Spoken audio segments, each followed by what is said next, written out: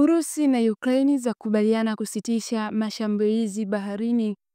Marekani imefikia makubaliano tofauti na Ukraine na Urusi, ambapo nchi hizo zimekubali kusitisha mashambulizi baharini na dhidi ya miundombinu ya nishati.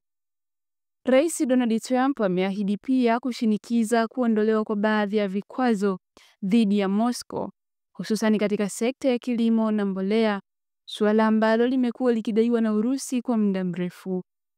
Hata hivyo, Urusi imesema makubaliano hayo kuhusu Bahari Nyeusi hayatatekelezwa hadi baadhi ya benki zake zirejeshwe katika mfumo wa kifedha wa kimataifa.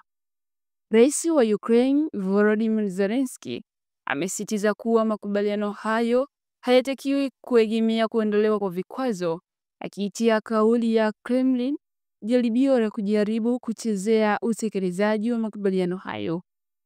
Mazungumzo haya yalifanyika Saudi Arabia baada ya Trump kuwasiliana na marais wote wawili. Yanaonekana kama hatua ya kwanza muhimu kuelekea lengo lake la kusimamisha vita nchini Ukraine vilivyoanza miaka 3 iliyopita.